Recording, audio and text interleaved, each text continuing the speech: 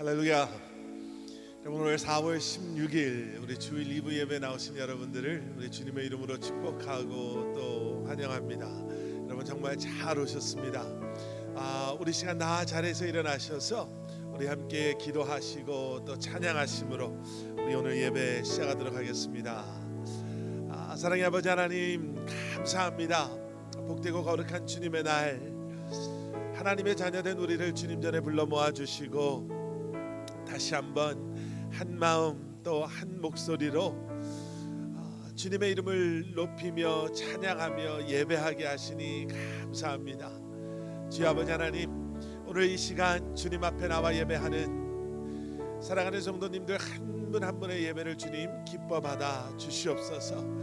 다시 한번 아버지 하나님 영과 진리로 주님의 이름을 찬양하게 하시고 다시 한번 아버지 하나님 우리의 마음의 문을 활짝 열어주셔서 우로부터 허락하시는 하나님의 말씀을, 그 은혜를 아버지 하나님 우리의 삶 가운데 우리의 마음 가운데 가득 채워 주시옵소서. 이 땅에서 살아갈 때에 주여 아버지 하나님, 그래서 다시 한번 분명한 목적과 분명한 비전과 아버지 하나님 우리에게 허락하시는 그러한 온전한 마음을 가지고 다시 한번 이 한 주간 살아가게 하시고 주여 아버지 하나님 우리의 삶의 주인 되시는 주님 앞에 우리의 삶을 산제사로 올려드리는 여기 머리 숙인 우리 커버넌트 교회 성도님들 한 분 한 분 되게 하여 주시옵소서. 사랑하는 우리 자녀들의 예배를 위해서 기도합니다. 주님 함께하여 주시옵소서. 우리 사랑하는 우리 자녀들 한 사람 한 사람 마음을 주님께서 만져주시고 아버지 하나님 그들에게 말씀하여 주시고 아버지 하나님 정말 순전한 그 마음, 순수한 그 마음에 오늘도 뿌려지는 말씀의 씨앗이 깊이 뿌리 내려 아름다운 열매 맺을 수 있도록 주여 아버지 하나님 세우신 귀한 우리 선생님들을 통해 주님 역사하여 주시고 주님께서 사랑하는 우리 자녀들의 삶을 붙잡아 주시옵소서. 이곳을 향해 오고 계시는 성도님들, 그리고 아버지 하나님 오늘 여러 가지 이유로 함께하지 못하는 성도님들 주님 함께하여 주시고 모이기에 힘쓰고 함께 모여 주님의 이름을 찬양하는 그러한 아름다운 공동체로 우리 커버넌트 교회가 세워져 나갈 수 있도록 은혜 내려 주시옵소서. 감사드리오며 이 모든 말씀 예수 그리스도 이름 받들어 간절히 기도드렸사옵나이다. 아멘.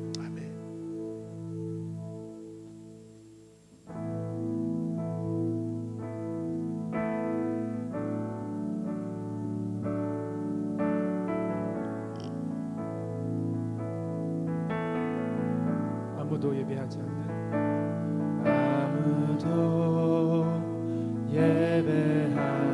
않는 그곳에서 주를 예배하리라. 아무도 찬양하지 않는 그곳에서 나 주를 찬양하리라. 누구도 헌신하지 않는 그곳에서 주께 헌신하리라. 누구도 증거하지 않는 그곳에서 나 주를 증거하리라. 내가 밟는 모든 땅 주를 예배하게 하소서. 주의 보혈로 덮어지게 하소서. 내가 성이고 주의 거룩한 곳 되게 하소서. 주의 향기로 물들이소서. 아무도 예배하지 않는 아무도 예배하지 않는 그곳에서 주를 예배하리라. 아무도 찬양하지 않는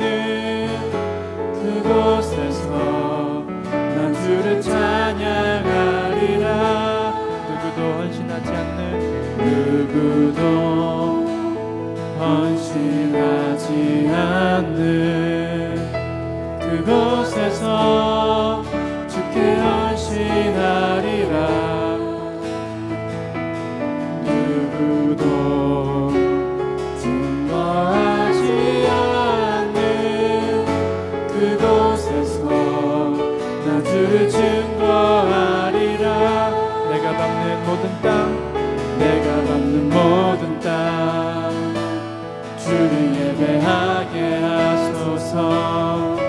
주의 보혈로 덮어지게 하소서. 내가 선이고 주의 거룩한 곳 되게 하소서.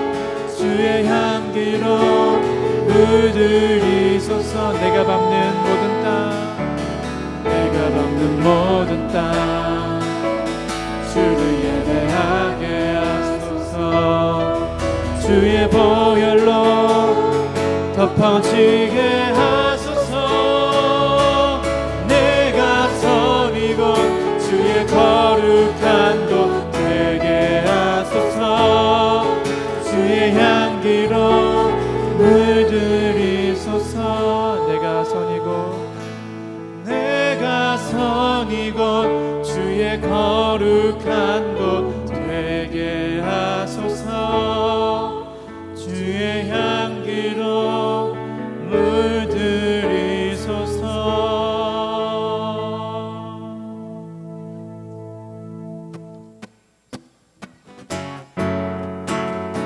이 시간 박수하면서 주님께 감사의 찬양 올리며 나가겠습니다.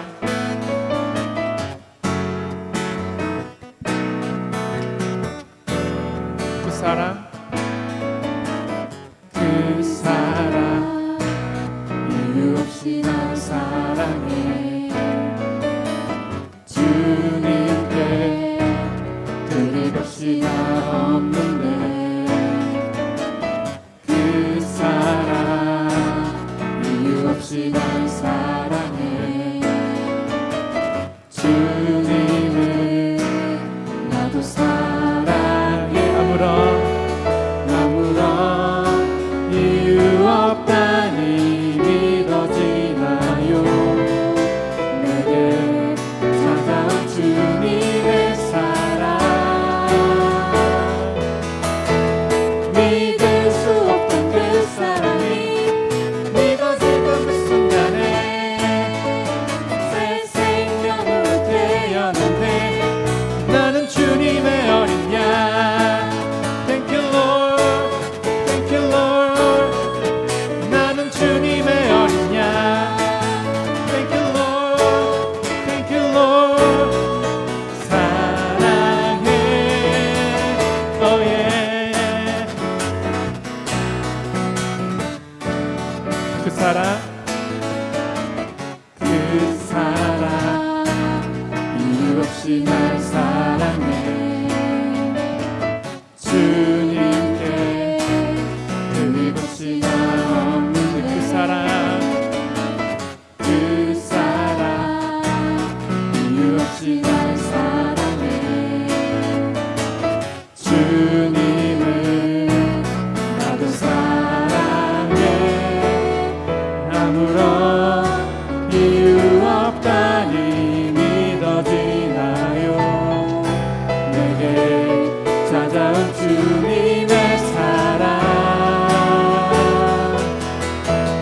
믿을 수 없던 그 사랑이 믿어지던 그 순간에 새 생명으로 태어났네. 나는 주님의 어린 양. Thank you Lord, thank you Lord. 나는 주님의 어린 양. Thank you Lord, thank you Lord. 사랑해. 믿을 수 없던 그 사랑이 믿어지던 그 순간에 새 생명으로 태어났네. 나는 주님의 어린 양. Thank you Lord, thank you Lord. 나는 주님의 어린 양. Thank you Lord, thank you Lord. 사랑해, oh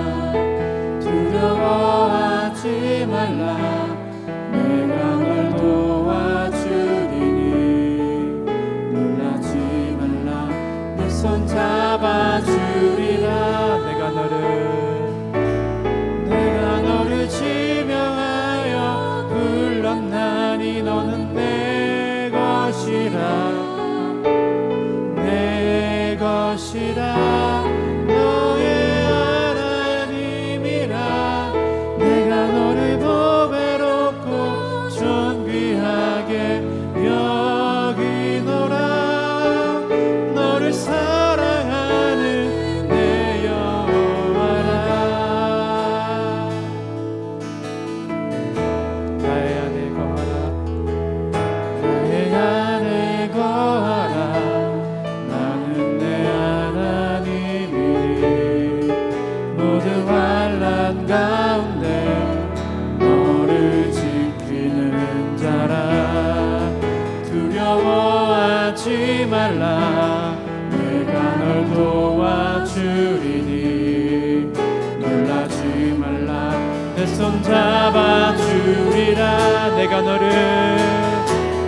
내가 너를 지명하여 불렀나니 너는 내 것이라 내 것이라 너의 하나님이라 내가 너를 보배롭고 존귀하게 여기노라 너를 사랑하는 내 여호와라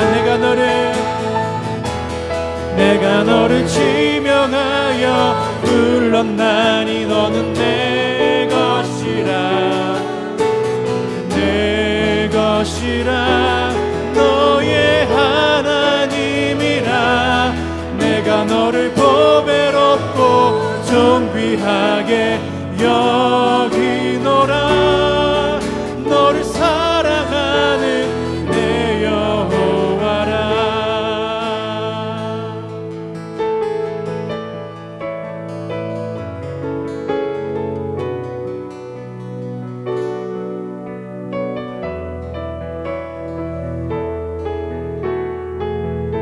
시간 자리에 앉으셔서 우리와 함께 동행하시는 그 주님을 우리 안에 거하시는 그 주님을 묵상하며 또 예배를 기대하며 나아가도록 하시겠습니다. 주님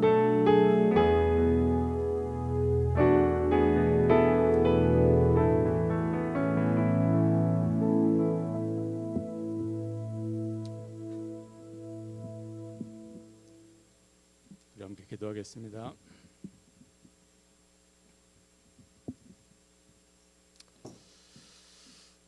참 좋으신 하나님 감사합니다. 우리에게 일상 있게 하신 하나님 참 감사합니다. 아버지 우리의 이 일상이 우리에게서 획득된 것이 아니고 하나님께서 온 것을 아버지는 이 시간에도 고백합니다. 우리의 걸음걸음 속에 우리의 한 땀 한 땀 호흡 속에 하나님의 주권이 있고 하나님의 은혜가 있기 때문입니다. 아버지 하나님 그 은혜는 아버지 십자가의 사랑으로 시작된 것을 믿습니다. 하나님 세상은 그 십자가를 참으로 어리석고 연약하고 우둔하다고 정의하지만 하나님께서는 그 십자가를 통해서 그 세상을 향하여 하나님의 거룩한 정능 젖는 자의 참단 심판과 또 정의가 있음을 또 우리에게 가르쳐 주셨습니다. 믿는 우리들에게는 그것이 어리석은 것이 아니요 하나님 앞에 영광이요 하나님의 모든 것을 우리에게 주어주신 사랑의 결정적인 것을 또 이 시간에 믿습니다.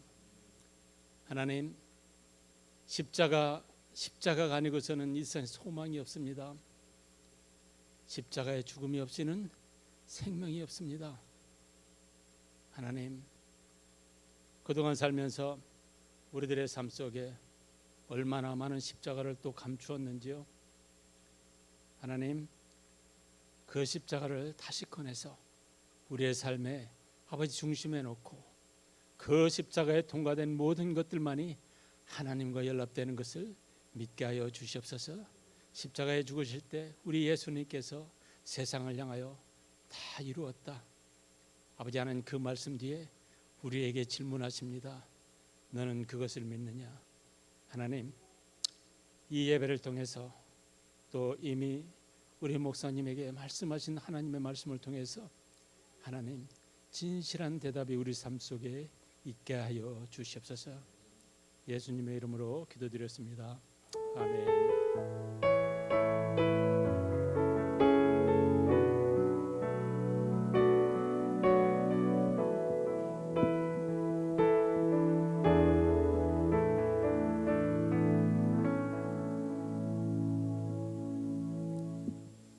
아멘. 아멘. 기도 감사합니다.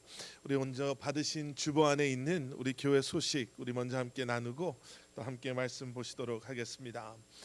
우리 지난주에 원래 하려고 했던 우리 1사분기 재정 보고를 우리 오늘 예배 후에 하도록 하겠습니다. 여러분 잠깐 남아주시면 우리 재정부에서 준비한 우리 재정 보고 함께 나누는 시간을 갖도록 하겠습니다. 우리 지난주일 부활주일 친교로 섬겨주신 여선교회 우리 회원분들께 감사드리고요. 여러분 정말 늘 기쁨으로 교회를 또 우리 성도님들을 섬겨주셔서 감사합니다. 5월 7일 주일은 어린이 주일로 저희가 지키게 됩니다. 그리고 올해는 특별히 어린이교회에서 어린이교회 자녀들을 위해서 웨스턴에 위치한 플라잉 스크롤이라는 인도어 짐에서요 우리 아이들을 위한 특별한 시간을 준비했다고 합니다. 장소 주소 나와 있고요. 5월 7일 주일 오후 1시부터 3시까지 계획하고 있습니다. 좀 미리 광고를 드리는 이유는 우리 주변에 교회 안 다니시는 분들도 또 이런 기회에 또 우리 아이들 친구들도 초대할 수 있는 좋은 기회가 될 수 있을 것 같고요. 그리고 인도어 짐이기 때문에 미리 레지스트레이션을 마쳐야 한다고 합니다. 그래서 예배 후에 오늘도 괜찮고 다음 주라도 우리 이지선 선생님이나 주혜지 선생님께 신청해 주시면 도와드리도록 하겠습니다. 우리 5월 말씀 묵상지 생명의 삶 신청하지 못하셨는데 신청하기를 원하시는 분은요 우리 하나나 집사님께 개인 카톡으로 신청해 주시면 되고요. 그리고 혹시라도 이 하반기 이제 7월부터 12월까지 말씀 묵상지를 또 신청하기를 원하시는 분들도 우리 하나나 집사님께 문의해 주시면 감사하겠습니다. 우리 주보를 만들고 난 후에 몇 가지 좀 기도 제목들 또 우리 광고들이 생겨서 말씀드립니다. 우리 일부 예배 나오시는 김의용 장로님 우리 수술 위해서 기도해 주십시오 하고 광고가 나가다가 좀 오래돼서 광고가 잠깐 빠졌는데요. 이번 목요일 4월 20일 우리 마이애미에서 이제 수술 날짜가 잡히셨습니다.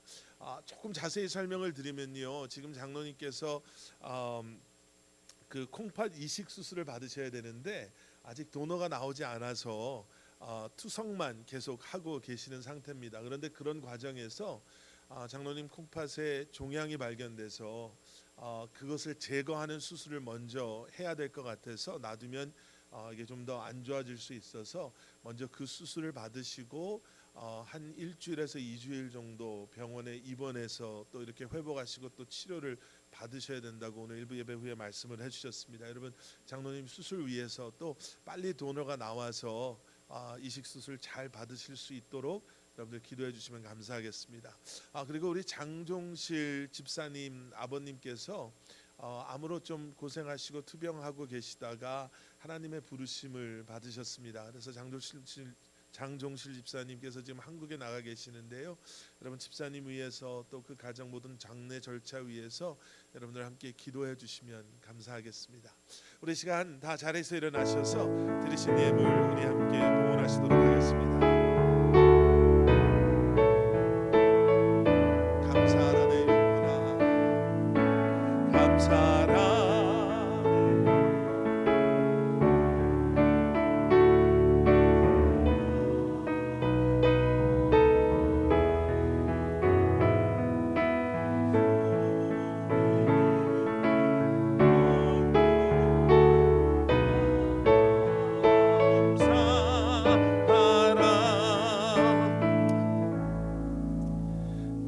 아버지 하나님, 늘 우리의 삶 가운데 우리와 함께하여 주셔서 예상치 못했던 상황 속에서도 어려움 속에서도 우리의 삶을 지키시고 보호해 주시고 절망적이고 너무나도 괴로운 순간 속에서도 주님의 위로하심으로 그 어려움을 극복하며 이겨내며 참아내며 주님의 인도하심 가운데 우리가 가야 할 그 길을 가게 하시는 아버지 하나님, 지난 한 주간도 주님의 은혜로 살았음을 이 시간 다시 한번 고백합니다. 그리고 이 고백이 아무리 우리에게 익숙해져 가도, 그리고 이 고백이 아무리 우리 안에서 반복되어진다 해도 주님, 우리는 주님의 은혜로 살아가고 있습니다. 고백하며 살아가는 저희들 되게 하여 주시옵소서. 우리에게 귀한 가정을 주시고 귀한 가족을 주시고 우리에게 일할 수 있는 건강 주시고 일터와 또 기업을 주신 아버지 하나님, 우리가 처해져 있는 환경 속에서 우리의 삶을 통해 주님을 예배하며 살아가게 하시고, 세상 속에서 살아가지만 다시 한번 아버지 하나님, 세상 속에서 우리에게 말씀하신 빛과 소금의 사명을 감당하며 살아가게 하시는 아버지 하나님, 다시 한번 우리의 삶을 주님 앞에 올려드립니다. 우리의 연약함을 주님이 아시고 우리의 무지함을 주님이 아시고 우리의 믿음 없음을 주님이 아시오니, 새롭게 시작하는 이번 이 한 주간도 지금 주님께 드려지는 이 귀한 예물처럼 우리의 삶이 드려짐으로 말미암아 내 힘이 아닌, 내 능력이 아닌, 내 생각이 아닌 우리의 삶의 주인 되시는 주님의 힘으로, 능력으로, 은혜로 살아가는 저희들 되게 하여 주시옵소서. 주님 앞에 믿음으로 올려드려지는 귀한 예물 주님 기뻐 받아 주시옵소서.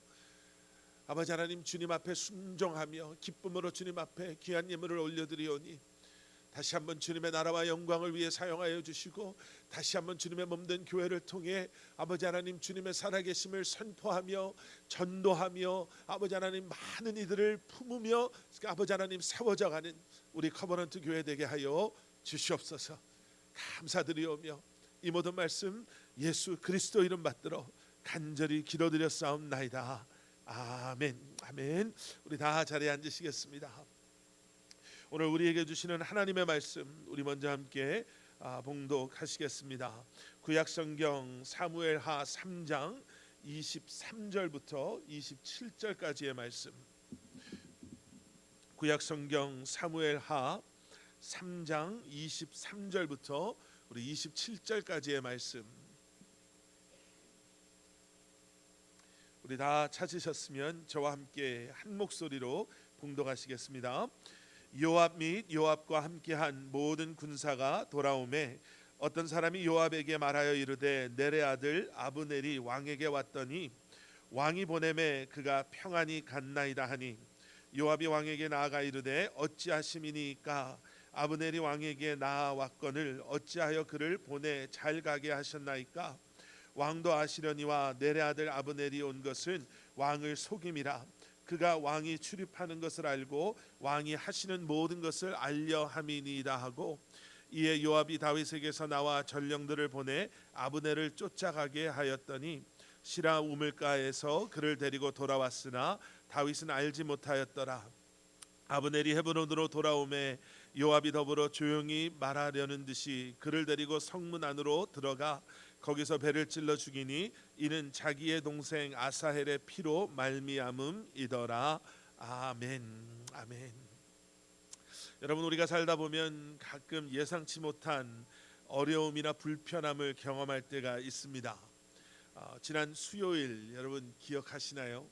정말 역대급의 비가 내렸지요.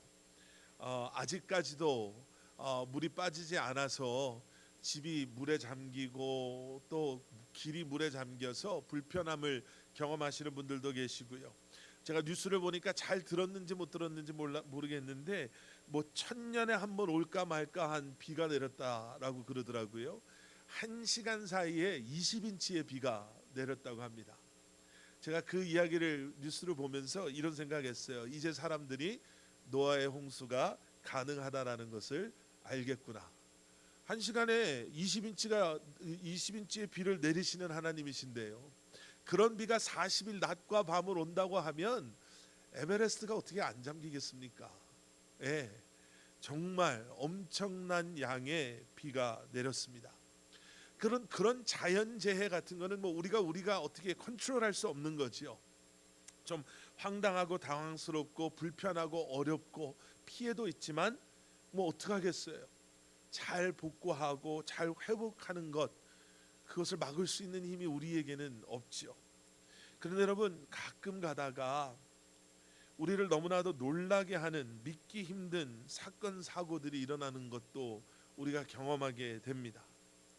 정말 정상적인 사람이라면 야, 어떻게 저렇게 할 수가 있을까라는 생각이 드는, 정말 상식으로는 도저히 이해가 되지 않는 사람들의 정말 무책임하고 너무나도 악한 행동들을 우리가 보게 되죠. 얼마 전 미국 내시빌에서 크리스천 초등학교에 총기 사건이 있었죠. 어린아이들 3명, 9살 정도밖에 되지 않은 어린아이 3명이 목숨을 잃는 그러한 사건이 있었습니다. 또 공교롭게도 같은 켄터키 주에서요, 또 얼마 후에 루이빌이라는 곳에서 은행에서 자기가 일하던 곳에서 자기가 함께 일했던 동료들을 또 총으로 무자비하게 또 총을 난사해서 4명이 목숨을 잃는 그러한 사건도 있었습니다. 한국에서는 얼마 전에 아마 들으셔서 알으실 거예요. 대낮에 정말 술에 만취한 60대 남자 운전자가 안전지역에서 학교 스쿨존에서 길을 가고 있는 아이들 4명을 술에 취한 채 자기 차로 덮쳐서요, 그중에 9살 난 여자아이가 결국에는 목숨을 잃는 그러한 사건이 있었습니다. 뒤늦게 비디오가 이렇게 릴리스가 됐는데요, 이 사람이 식당에서 술을 마시고 자기 차로 가는 그 장면이 비디오에 찍혔어요. 그걸 인터넷에서 우연히 봤는데 제대로 걷지도 못해요. 서 있지도 못하는 사람이 어떻게 운전대를 붙잡을 수 있을까? 어떻게 저런 생각을 할 수가 있을까라는 너무나도 안타깝고 가슴 아픈 그런 일들이 일어났습니다. 요즘 정신 건강에 대한 이야기가 많이 나오죠. 2019년에 한국에 있는 국립정신건강센터에서요, 15세에서부터 69세 사이에 있는 사람들 1,500명을 대상으로 해서 설문조사를 했어요. 질문을 하나 했어요. 질문이 뭐냐면, 당신은 당신의 정신 건강 상태가 어떻다라고 생각하십니까? 이게 질문이었어요. 그러니까 내 스스로 나를 진단을 해보는 거죠. 내 정신 상태는 어떤가? 정신 상태라고 그러니까 조금 이상한데요, 정신 건강은 어떤가?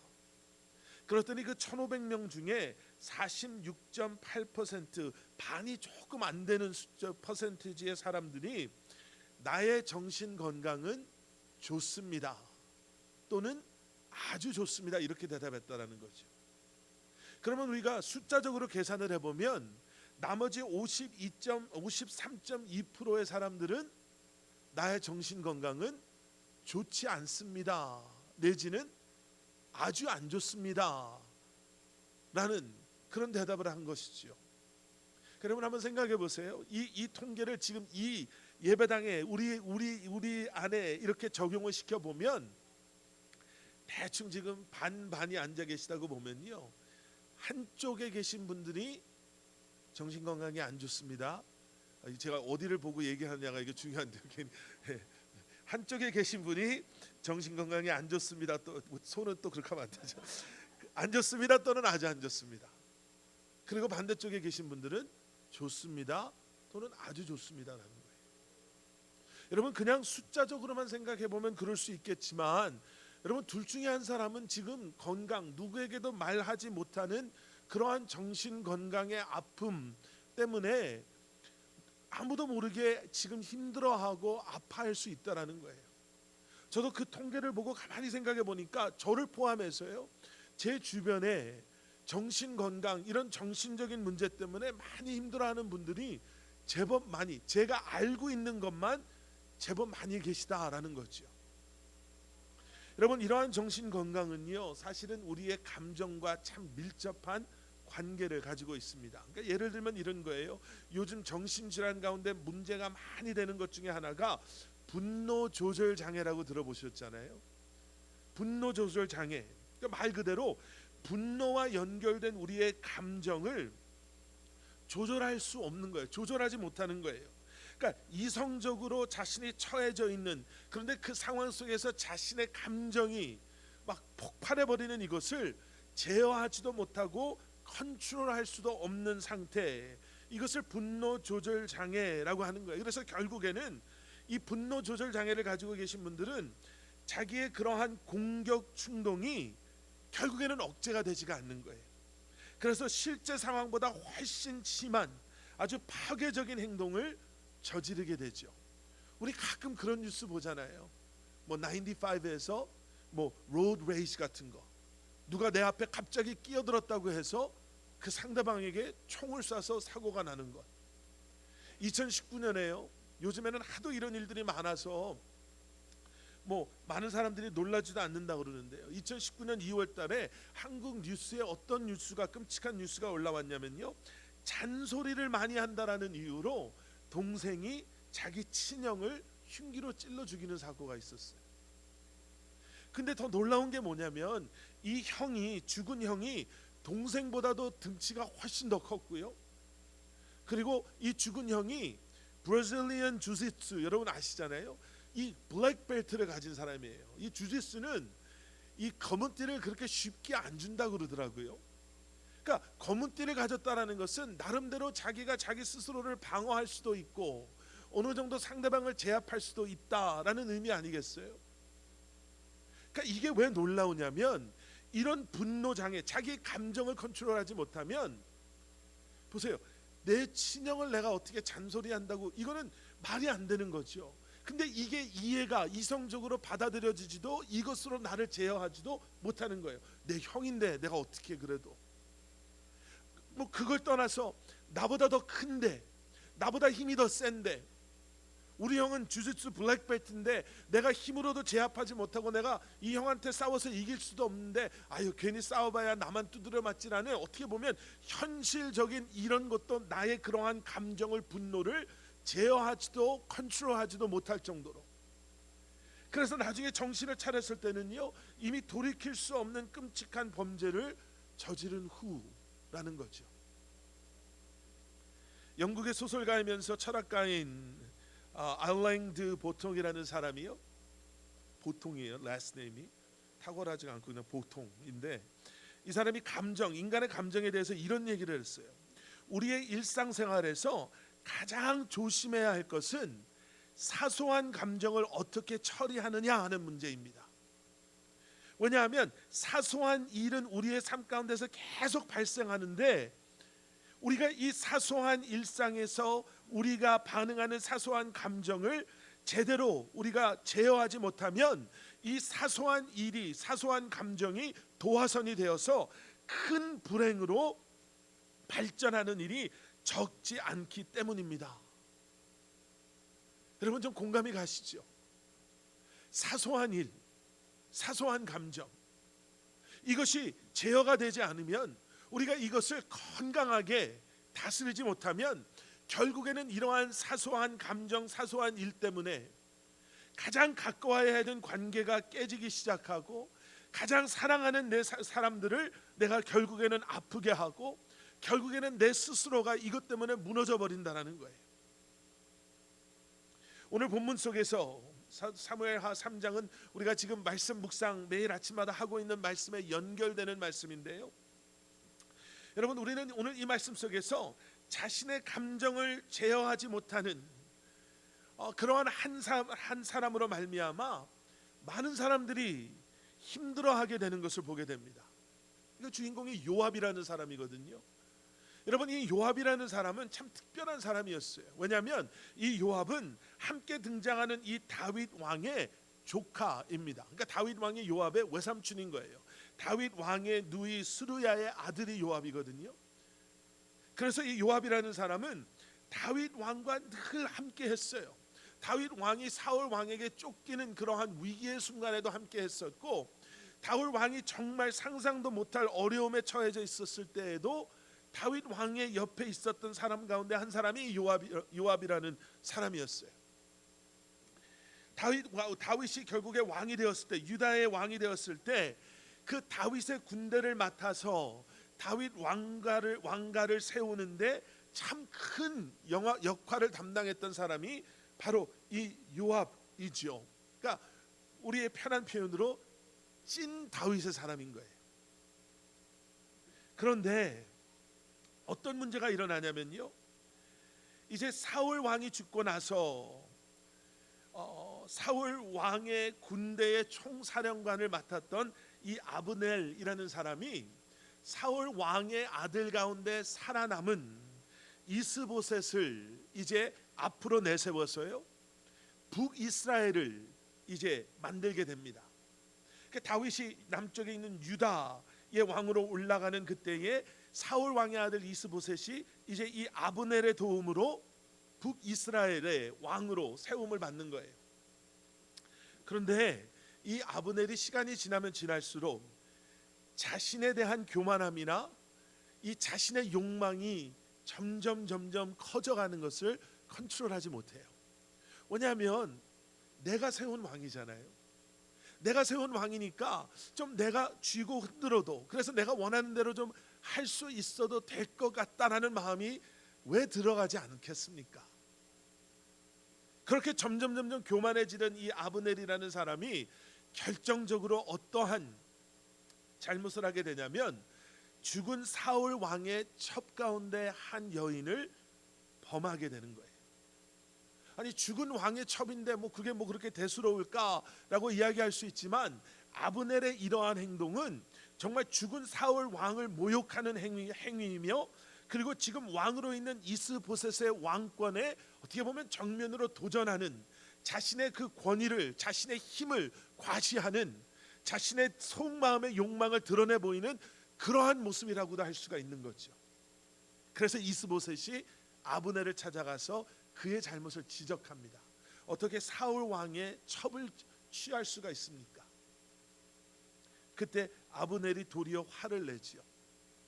화를 내면서 뭐라고 이야기를 하냐면, 어차피 하나님께서 이 모든 이스라엘을 다윗에게 기름 부으시고 다윗에게 주셨는데 너 어떻게 나를 이렇게 대할 수 있냐? 내가 다윗에게 가서 다윗으로 하여금 온 이스라엘의 왕이 되게 하겠다 라고 말하면서 다윗 왕에게 아브넬이 전령을 보내요.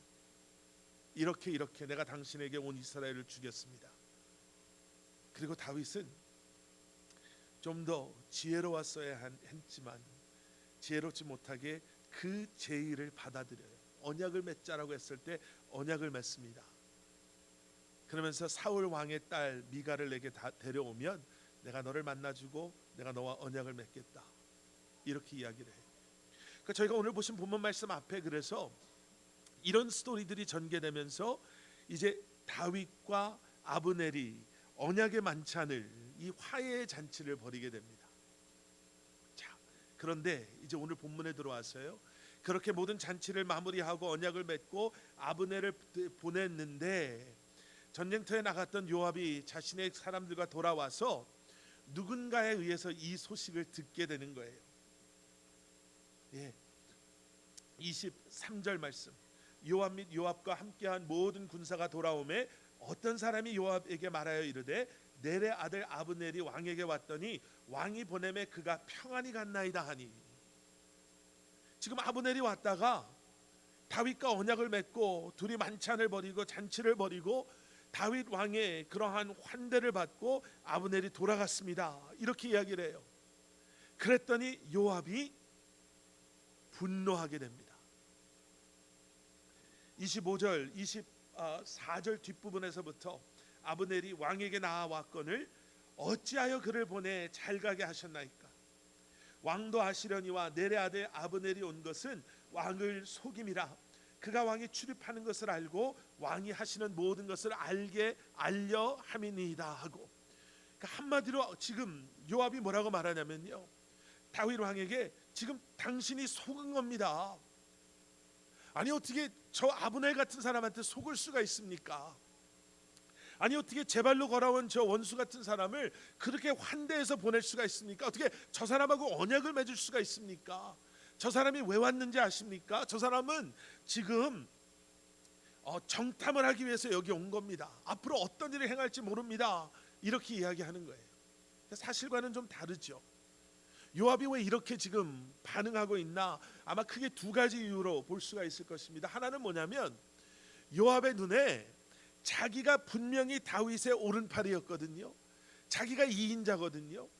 그동안 고생하면서 도망다니면서 동굴에서 동굴로 광야에서 광야로 돌아갈 때 2인자 역할을 그냥 죽어라고 했는데 이제 왕이 돼서 2인자, 왕의 2인자면은 이제 동굴 생활이 아니라 더 부유하고 더 힘있고 더 뭔가를 누리는 삶이 될 거라고 생각했는데 난데없이 지금 아브넬이 끼어든 거예요. 그래서 자기의 자리를 빼앗길까 봐 지금 아브넬을 경계하는 마음에서 이렇게 이야기했겠죠. 그런데 더 큰 이유는 우리가 너무나도 잘 아는 것처럼 이 아브넬은 요압의 동생 아사헬을 죽인 사람이었습니다. 여러분 뒤로 돌아가셔서 보시면 이미 말씀 묵상을 통해서 아시겠지만요, 사실은 아브넬은 안 죽이려고 했는데 아사헬의 그러한 그 역시도 컨트롤되지 않는 감정 때문에 그런 비참한 엔딩을 아사헬이 맞이하게 되지요. 그렇지, 그 이유가 어땠든지 간에 아브넬은 내 동생을 죽인 사람, 그래서 용서하지 못하고 분노하는 거예요. 그러니까 사실 좀 전에 제가 읽어드린 이 24절 후반부부터 25절까지는 만약에 이것이 영상으로 남아 있다면요. 요즘에는 여러분 우리가 전화가 다 사진 찍고 영상 비디오 찍고 이래가지고 많은 것들을 우리가 소유하고 있잖아요. 오늘 저희 큰아이가 21살 어른이 되는 생일인데 어제 저녁에 이제 이렇게 아들한테 생일 축하한다라는 메시지 보내면서 제 전화에 있는 것만 이렇게 찾아봤는데 막 그냥 애기였을 때 찍어놓은 사진 비디오 이런 게 막 나오는 거예요.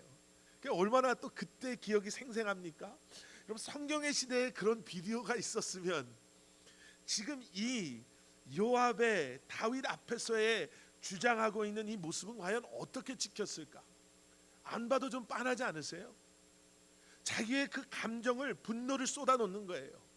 언성을 높이며 정말 어떻게 보면 무례하게 다윗에게 외삼촌이니까 자기를 어떻게 하겠어라는 그런 생각도 있었겠죠. 따지는 거예요. 어떻게 그럴 수가 있습니까? 따지고 보면 아사헬도 삼촌의 조카 아닙니까? 조카를 죽인 원수를 삼촌을 어떻게 그렇게 대해줄 수가 있습니까? 내가 얼마나 열심히 삼촌 옆에서 다윗 왕 옆에서 내가 지금까지 이렇게 내가 함께 했는데 어떻게 우리 가족에게 나에게 이럴 수 있습니까? 나는 그 사람 절대로 용서 못합니다. 이렇게 쏟아붓는 거예요. 그리고 거기에 멈추지 않고요, 다윗 왕 몰래 아브넬을 쫓아가죠. 아브넬을 속여서 다시 데려옵니다. 그리고 그를 헤브론으로 돌아오게 해서요, 27절에 보시면 조용히 말하려는 듯. 여러분 이게 얼마나 비겁하고 얼마나 악한 모습이에요. 내가 너한테 중요한 말 할 게 있는데, 다윗 왕이 해주라는 말이 있는데 그 사람을 속여서 정말 아무도 모르는 성문 안으로 데리고 들어가서 거기서 그를 칼로 찔려 죽입니다. 그리고 거기에 분명히 이렇게 이유를 말하죠. 동생 아사헬의 피로 말미암음이더라. 여러분 이 말씀을 그냥 우리가 그래 그 당시에 이렇게 피비린내 나게 서로 죽이고 죽고 했겠지라고 넘어갈 수 있지만, 여러분 이 요압이라는 한 사람의 용서하지 못하는, 자기가 제어하지 못하는 감정 때문에요, 지금 어떤 일이 일어나고 있는가 한번 생각해 보십시오. 인간들의 욕심과 교만함으로 하나님의 나라가 갈라졌어요.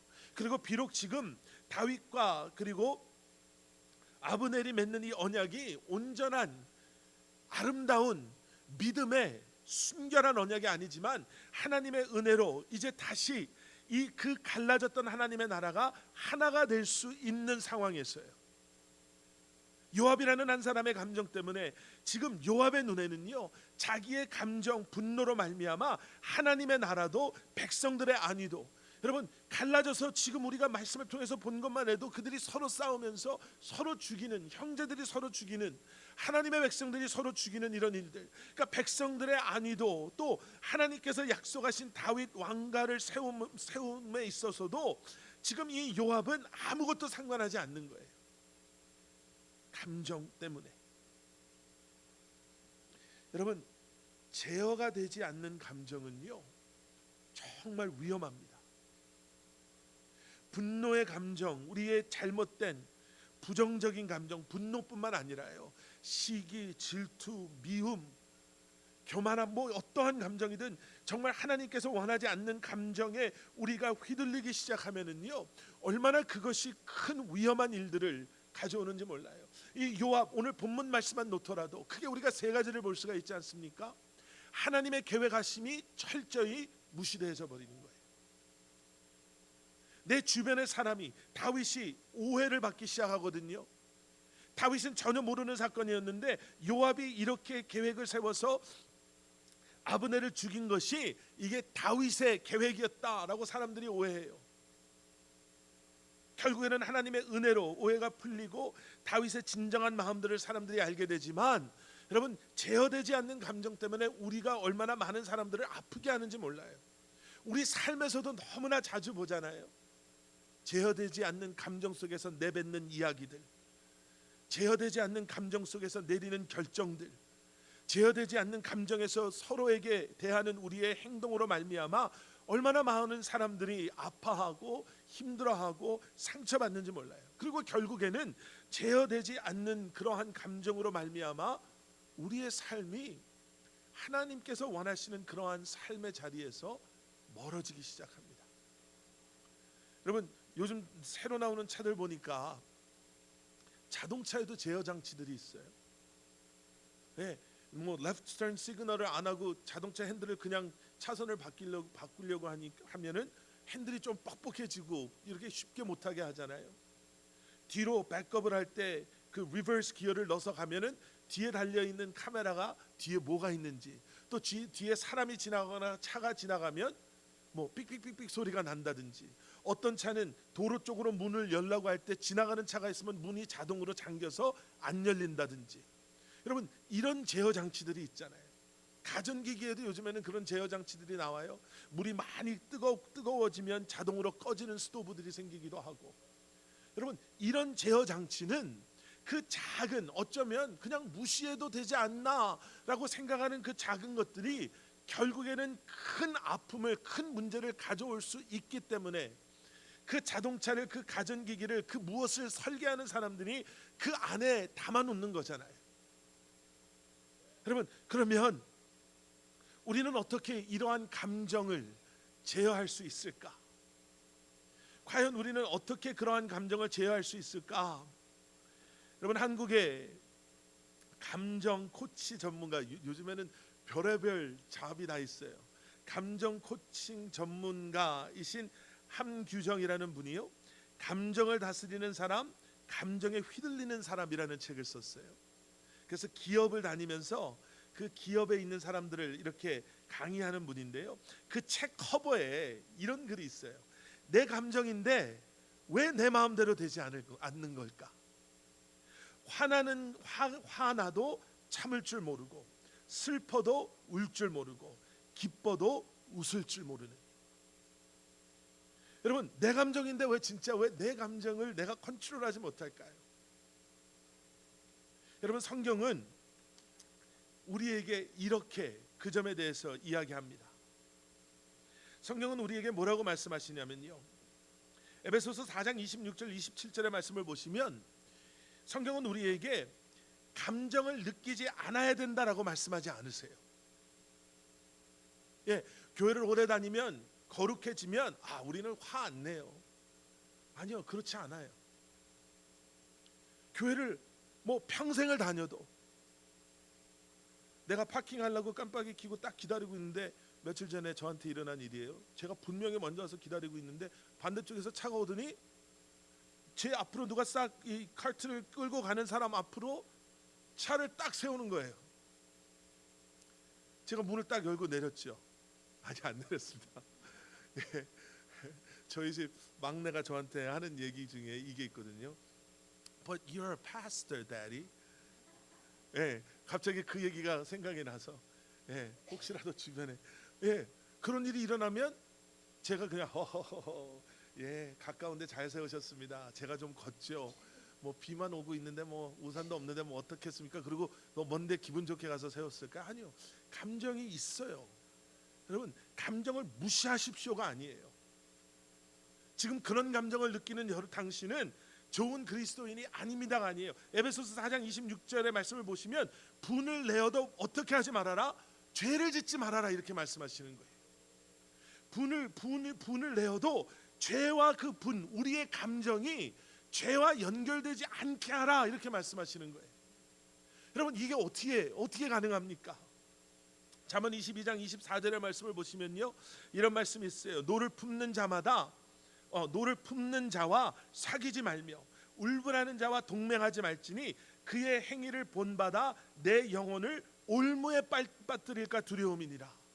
여러분 이 앞에 뭐 사귀지 말고 동맹하지 말아라 이거 가지고 세상 사람들과 우리는 어울리면 안 됩니다 이런 얘기 하고 싶지는 않아요. 그 안에서 우리가 분명히 해야 될 부르심과 소명이 있기 때문에. 그런데 그 뒤에를 한번 봐보세요. 우리가 캐치해야 되는 게 있는데 그러한 감정을 느끼는 건 내추럴하다라고 말할 수 있어요. 그런데 우리가 기억해야 되는 것은 무엇이냐면 아무 생각 없이 그러한 감정에 노출되거나 나를 내어주면 결국 그 감정이 무엇이 된다? 올무가 된다라는 거예요. 우리는 흔히 이렇게 쏟아놔야지 내가 속이 후련하지. 안 쏟아놓으면 암 걸린대. 그러니까 소리 한번 확 질러줘야지. 괜히 내가 저 사람한테 마음 아프고 내가 암 걸리면 안 되니까 내가 이런 생각하는데요. 아니요, 그게 올무가 된다라는 거예요. 그리고 그 후 잠언 29장 11절에는 그리고 뭐라고 말씀하시냐면 어리석은 자는 자신의 노를 다 드러내어도 지혜로운 자는 그것을 억제하느니라.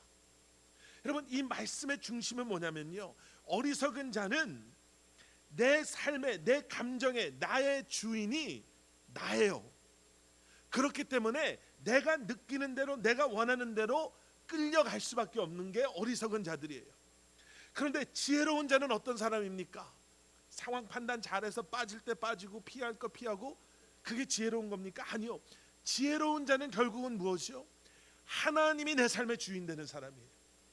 그러니까 내 감정을 내가 아무리 컨트롤하려고 해도 이게 되지가 않아요.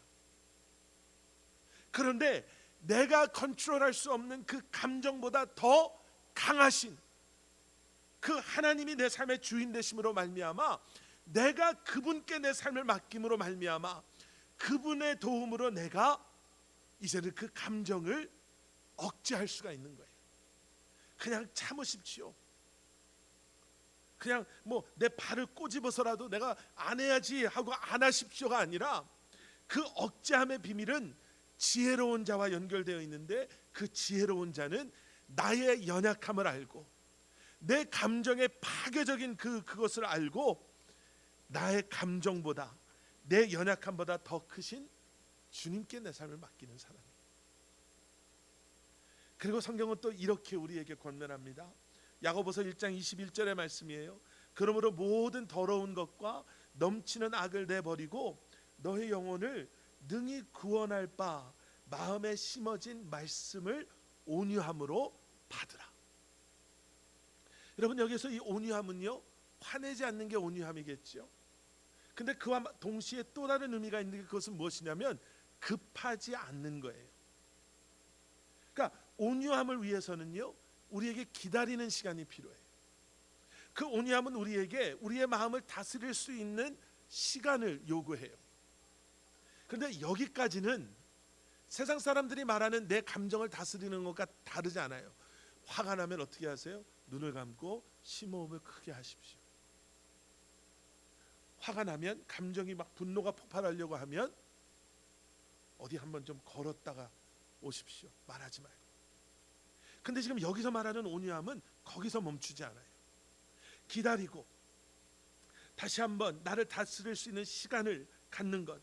그런데 그저 단순히 참는 시간, 기다리는 시간, 이러면 다 지나가겠지의 시간이 아니라 성령님의 다스리심, 인도하심을 구하는 시간이 바로 이 온유함의 시간이라는 거예요. 그리고 더 나아가서는 성령 충만함을 의미하는 것이다라고 할 수 있죠. R.A. 토레이라는 신부님이 이런 고백을 한 적이 있습니다. 하나님, 제가 성령 충만하다 느끼지 못할 때 함부로 말하지 않도록 도와주십시오. 성령 충만하지 않을 때 말하면 실언이 되기 쉽고 사람들에게 상처 주기 쉽기 때문입니다. 제가 성령 충만하지 않을 때 제 인생의 중요한 결정을 내리지 않도록 도와주십시오. 성령 충만하지 않으면 저의 결정은 잘못될 가능성이 항상 있기 때문입니다. 여러분, 성령 충만함인 거예요. 한국의 이철한이라는 작가가 쓴 연탄길을 아마 읽어보신 분들이 많이 계실 거예요. 그 안에 이러한 이야기가 하나 소개되어져 있습니다. 어떤 할아버지에 대한 이야기인데요. 사회복지과에서 근무하는 이 한 여성이 이제 새로운 근무지로 발령을 받았어요. 그래서 첫 출근 날, 그래도 첫 출근이니까 좀 더 일찍 가기 위해서 아침 일찍 길을 나섰는데 밤새 눈이 와서, 그리고 그때도 아침에도 눈이 내리고 있으면서 가는 길이 눈으로만 덮여 있는 게 아니라 밤새 온 눈은 얼어서 얼음 위에 눈이 이렇게 쌓여 있는 거지. 그래서 정말 조심스럽게 겨우겨우 전철을 타기 위해 전철역 근처까지 왔는데 육교를 건너가야 되는 거예요. 그러니까 평땅도 그렇게 미끄러질까 봐 조심했는데 육교의 계단이 얼마나 위험했겠습니까? 그래서 더 조심조심해서 계단을 올라가는데 저 위에서부터 한 할아버지가 삽으로 눈을 치우고 얼어붙은 얼음들을 뜯어내면서 내려오시는 거예요. 내려오고 올라가다가 만났겠죠. 그리고 할아버지께 이 여자분이 얘기를 했어요. 할아버지, 정말 고생이 많으시네요. 그 인사를 드린 거예요. 그랬더니 할아버지가 이렇게 말씀하십니다. 고생이랄 게 뭐 있습니까? 누군가는 해야 되는 일인데요. 어른 계단에서 미끄러지는 날에는 천하장서도 봉변을 당할 수밖에 없습니다.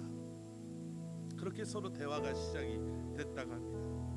그렇게 대화를 나누다가 할아버지께서 긴 한숨을 내쉬면서 이제 자신의 마음을 오픈하면서 이렇게 얘기를 하세요. 사실 내가 이렇게 하는 것은 내 아들이 육교에서 넘어졌기 때문입니다. 그때 내 아들이 머리를 다쳐서 지금까지 3년째 방 안에서 누워만 있습니다. 그 아들놈 때문에 이 늙은이의 마음이 새까맣게 타버렸습니다. 그리고 혹시 다른 사람이 내 아들처럼 될까봐 눈이 오면 이렇게 눈을 치웁니다. 그래서 그 여자분이 물어봤어요. 할아버지 그래도 힘들지 않으세요? 그랬더니 그 할아버지가 아니요, 하나도 안 힘듭니다. 내가 이것마저라도 할 수 없으면 아마 더 힘들었을 거예요. 나는 삽으로 눈덩이를 떠내면서 자식에 대한 미안함과 아픔을 내가 떼어내고 있는 겁니다. 이 일을 하면 응어러진 내 마음이 많이 풀립니다. 이 일을 하는 건 아들놈 빨리 일어나게 해달라는 나의 기도이기도 하니까요. 여러분, 세상에는 두 종류의 사람들이 있습니다. 자신의 감정을 제어하지 못해서요. 제어하지 못하는 이제 분노와 미움과 시기와 질투 때문에 그 분노를 누구에게 풀까? 라는 어쩌면 감정의 그러한 비수와 같은 말과 행동을 품고 사는 사람들, 누가 이렇게 건드리기만 해도 팍 폭발해버리는 그러한 사람들.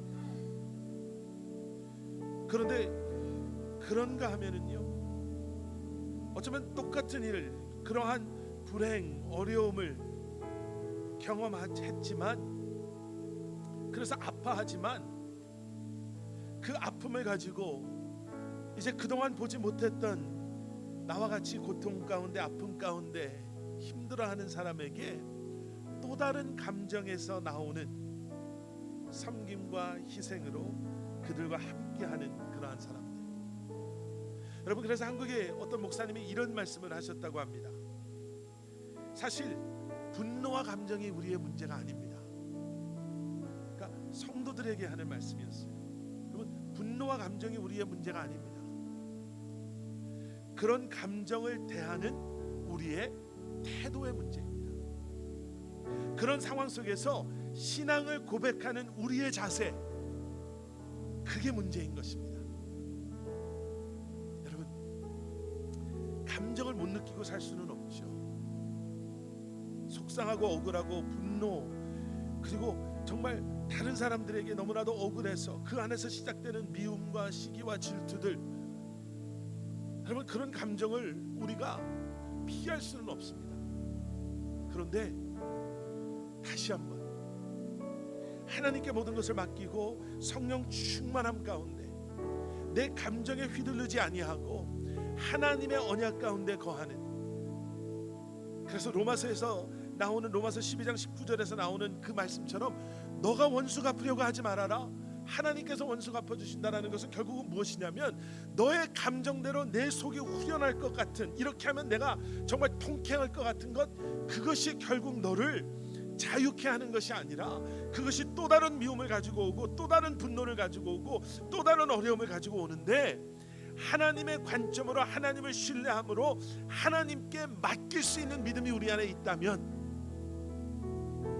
그러면 우리가 그러한 감정으로부터 자유로워질 수 있다는 거예요. 하나님께서 더 완벽하게, 더 분명하게, 그리고 결국에는 악이 악을 갚는 것이 아니라 선으로 악을 이기심으로 말미암아 그 악이 악으로 남아있지 않게 하시는 하나님의 은혜가 우리를 통해 우리 가정, 우리가 사랑하는 이들, 우리 주변에 있는 사람들에게 전해질 수 있는 줄 믿습니다.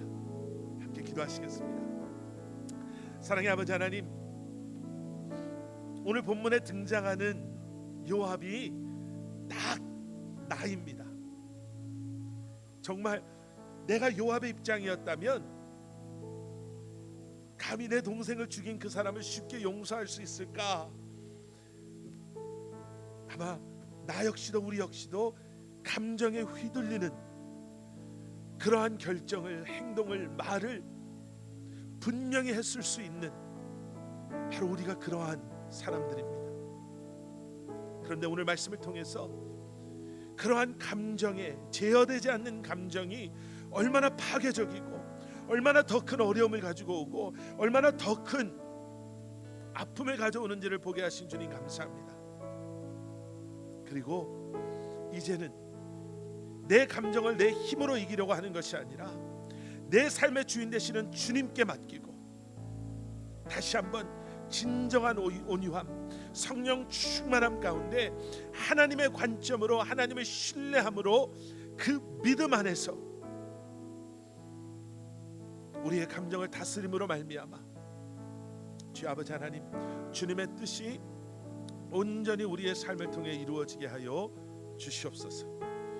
주님, 이 시간 겸손히 우리의 마음을 내려놓고 기도합니다.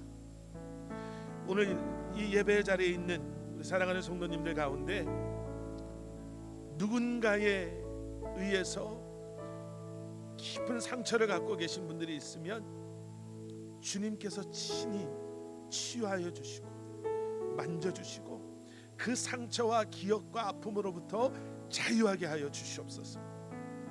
여기 머리 숙인 우리 가운데 제어되지 않는 우리의 감정으로 말미암아 사랑하는 우리 가족들을, 사랑하는 지체들을, 스쳐 지나가는 사람들에게 상처와 아픔을 준 것이 있다면 주님 우리를 용서하여 주시옵소서.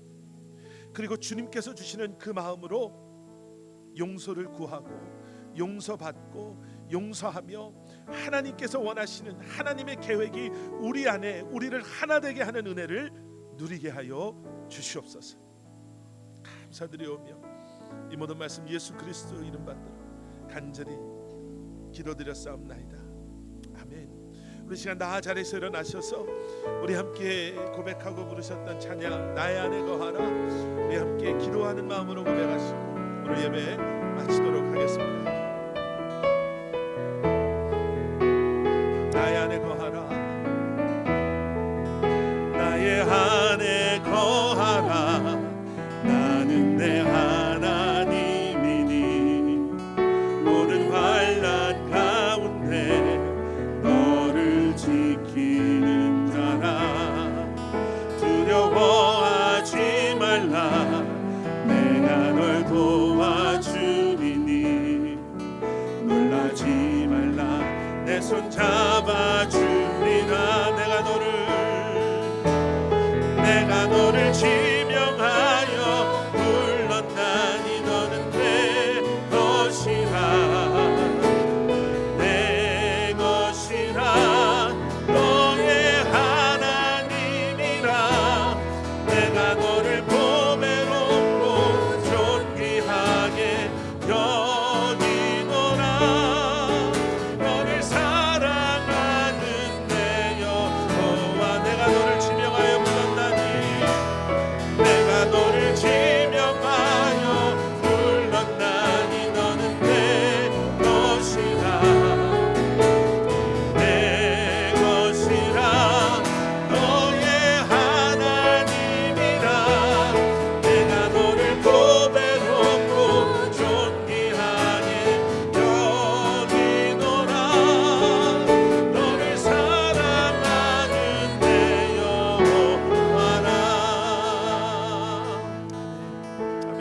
이제는 우리 주 예수 그리스도의 십자가의 은혜와 하나님 아버지의 무한하신 사랑과 성령님의 감화 감동 살아 역사하심이 다시 한번 내 삶의 주인 되시는 주님께 나의 모든 것, 내 감정마저도 맡기며 이제는 성령 충만함이 내 감정의 제어 장치가 되어서 주님의 뜻 가운데, 주님의 계획하심 가운데 살아가기를 소원하는 우리 사랑하는 성도님들 한 분 한 분의 삶 가운데, 살아가는 우리 자녀들 머리 위에, 우리의 가정과 기업, 주님의 몸된 교회 위에 이제로부터 영원토록 함께 하시길 간절히 축원하옵나이다. 아멘.